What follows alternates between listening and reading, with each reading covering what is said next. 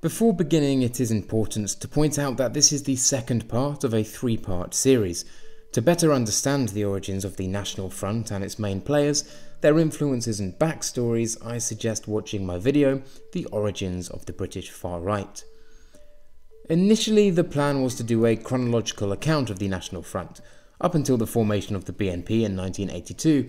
However, this would then preclude one of the most important splits in the party's history, that being between the esoteric political soldier faction and the more electorally oriented Flag Group in 1986. I then considered framing the video in terms of the political career of John Tyndall, and finishing the video with the election of Griffin as party leader of the BNP in 1999. However, this would stretch the video longer than I'd like, and moreover, by the time we get to the early 90s, the National Front hugely dwindles in significance, its influence in both politics and culture, even for British nationalism, becoming moot. They are a tricky party to discuss precisely because there is a lack of continuity. Although today they may lay claim to being the oldest nationalist party alive in Britain, a history spanning half a century, the modern-day incarnation of the party has basically nothing to do with the National Front of the past. Further, the official National Front of the mid to late 1980s had little to do with the National Front of the 1970s. Perhaps policy and strategy-wise, its legacy lay in the BNP. But were this true, it certainly wasn't under the more modernist reforms of Griffin once he took control at the beginning of the 21st century. So, hey, where to begin? Well, as we saw in the last video, the National Front was a merger, a sometimes awkward merger, between numerous far-right groups throughout the country, namely the League of Empire Loyalists, fronted by A.K. Chesterton, the British National Party, fronted by John Bean, and also the Greater Britain Movement, an openly neo-Nazi organisation which joined subsequent to a probationary period and was fronted by John Tyndall. Cracks from the outset were obvious. The BNP were a thoroughly working-class white nationalist party, but not openly neo-Nazi. The Greater Britain Movement were militant National Socialists, but trying to play ball, and the League of Empire Loyalists were the go-to for disillusioned conservatives who lamented the loss of empire and increased immigration from the Commonwealth. Chesterton took the reins of the party for its first 3 years, and was constantly under internal pressure to step down. This isn't to say nothing got done. Electorally, the party were irrelevant, and their foray into the 1970 general election ended in a disaster, with only 10 candidates fielded. But the first few years did initiate a process of issue ownership. In the 1950s, barely 2,000 Commonwealth citizens had moved to the UK. Come the late 60s, that number had risen to over 150,000. The 1970s saw another sharp increase in numbers, and public angst over immigration skyrocketed. This was coupled with the inability of both the Labour and Tory party to own the issue electorally. More than half of the British public, when surveyed in the mid-1960s, claimed there was little difference in the approach to immigration taken by Tory and Labour alike, and disillusionment subsequently grew. Enoch Powell's infamous Rivers of Blood speech in 1968 put immigration at the centre of public consciousness, and his subsequent alienation by his own party rallied the public to his side. 3/4 of the public agreed with his sentiment, but had no electoral outlet to turn to.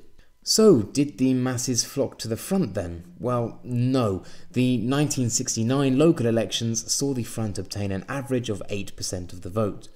Not bad, but back then the electoral threshold for earning back the £150 deposit was a hefty 12.5%. In the late 60s, this equaled about £500 sterling today. With 45 candidates fielded, this election would have cost the front over 22 grand in today's terms, and all for basically nothing. The 1970s saw a fractured and financially destitute front barely compete. So then, Chesterton steps down in late 1970, mostly due to repeated intrigues against him. He was disillusioned. He was followed by John O'Brien, who also steps down, finding Tyndall's and then leader of activities, Martin Webster's, continued affiliation with European neo-Nazi organisations unpalatable. This was Tyndall's chance. Allied closely with Webster, he took the reins of the party in 1972. The upper echelons of the party became populated with former BNP and Greater Britain movement activists, which disgruntled the more populist wing of the party that thought associations with such extremism would hugely curtail the ability of the party to appeal to a broader electoral base. Nevertheless, buoyed by increasing anxiety over immigration and the new arrival of thousands of Ugandan Asian refugees, Tyndall oversaw a period of immense party growth. In the 1973 West Bromwich by-election, Martin Webster gained 16% of the vote, the first time the party ever saved a deposit. Perhaps seeing his prospects a tad more rosy than merited, Tyndall fielded 90 candidates for the 1974 October general election, more than ever before. The result was an unmitigated disaster, with no candidate ever polling more than 10%, and all losing their deposits. Tyndall's project was basically doomed from the start. Under Tyndall, the front was attempting the impossible, to retain the hardline politics of the Greater Britain movement and BNP, while softening in public for legitimacy. All this did was isolate those members that did join, hoping for a political alternative, only to be met with a thinly veiled National Socialist movement. Former Tories that joined the party were left flabbergasted at the political naivety, and new members dropped out as fast as they joined. Some scholars have estimated that up to 70,000 people found their way in and out of the front throughout the 70s. It's not that the public weren't receptive to the core ideas of the front. As has been stated, they were. The public wanted immigration to be curbed and didn't know where to go to get it done. The front was the only option, but just far too wacky for the average Joe to stick his neck out and vote for. And to make matters worse, Tyndall buckled down and refused to moderate the party image. I do not believe that the survival of the white man will be found through the crest of political respectability, because I believe that respectability today means one thing. It means your preparedness to be a lackey of the establishment. I don't want respectability if that is what respectability means. Preparedness to surrender my own race, to hell with respectability, if that is what it is. Call it standing true to your ideals or political immaturity, it was a huge obstacle for the front, and many in the rank and file had had enough. Tyndall was fired from the party by the more populist-oriented directorate in 1975, but then reinstated via court tribunal a month later. The result was the first of many major splits the party would experience.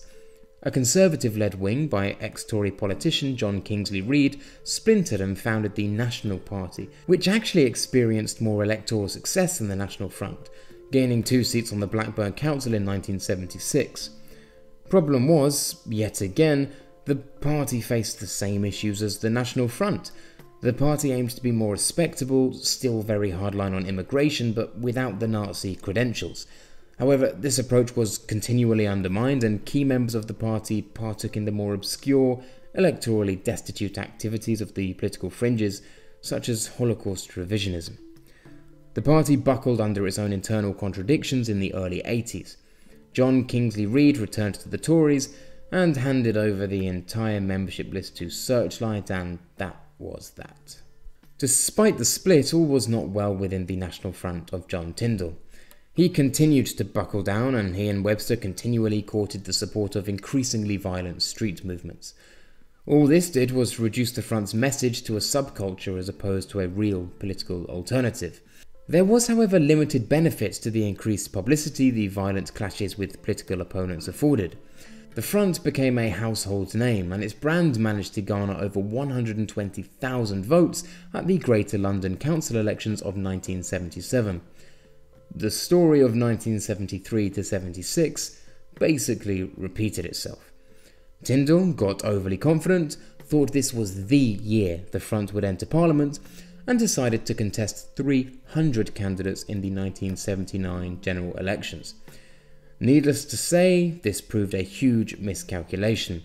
The party barely scraped 1%, it was an unmitigated disaster. Predictably, another split occurred.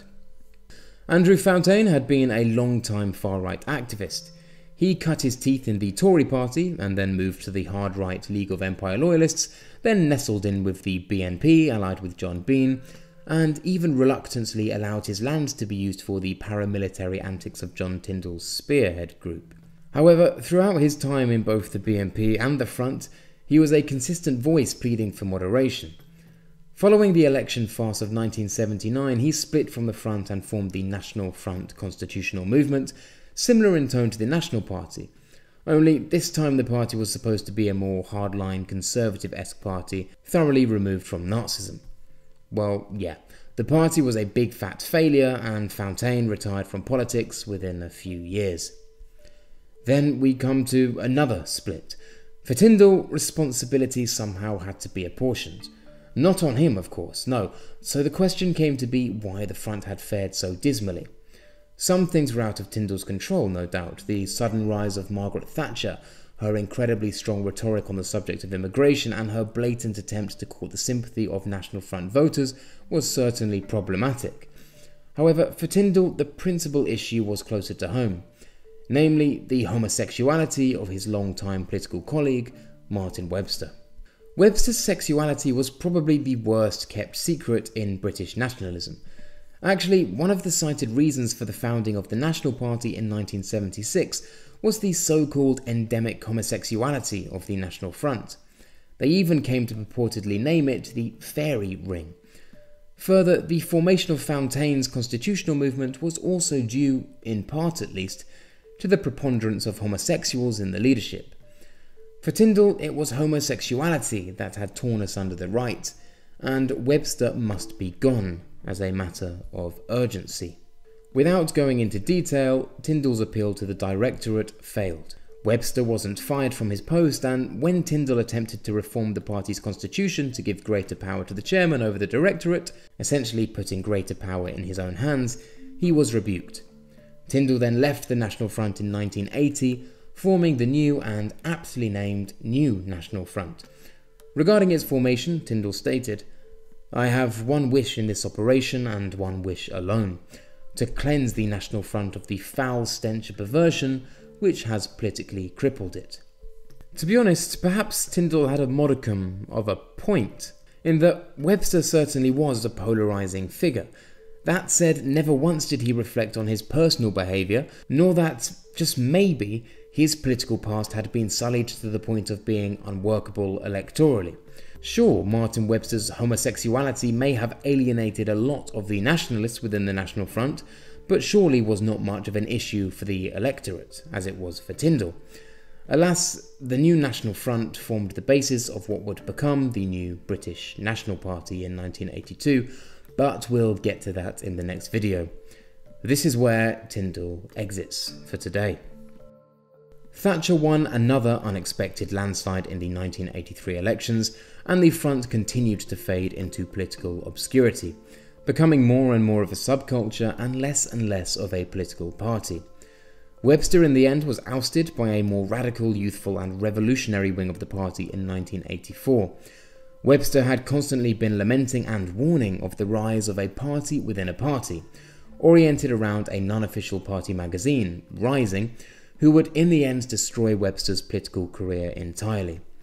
This young band included the likes of Nick Griffin, Derek Holland and Patrick Harrington, and were more interested in third-way politics and much less interested in the prospect of fielding candidates for elections. This new faction came to be known as the political soldier wing of the party. An odd group for a political party which took influences from Italian neo-fascism, the Romanian Iron Guard and the French New Right. Biological racism was dropped from party propaganda, and instead ethno-pluralism of Alain Beaumois became the party line. Every group has the right to forge its own destiny and possess its own cultural and national identity. This led to attempted alliances with black nationalists such as Louis Farrakhan, and the endorsement of the Ayatollah Khomeini of Iran and Gaddafi of Libya, who were seen as bastions against the totalizing and homogenizing effects of liberalism. Griffin even visited Gaddafi in Libya, hoping to secure funds for the party.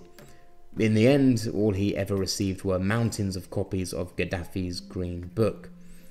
Unsurprisingly, and kind of by design, party membership plummeted. Many of the more reactionary party members saw cooperation with black nationalists a step too far, and simply weren't taken by the radical ideological bent the Front was taking. If Tyndall's approach alienated the broader public at large, the political soldier wing alienated both the public and the party base. By 1990, membership was in the hundreds. The more traditional wing of the National Front continued to exist, of course, though in the form of yet another party brought on by yet another split. The Flag Group, named after the party newspaper, formed in 1986.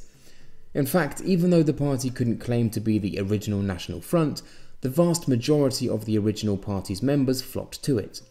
They differentiated themselves from the political soldier wing by being less ideological, but more electorally active, which, as could be predicted by Tyndall's foray into this electoral strategy, proved utterly fruitless.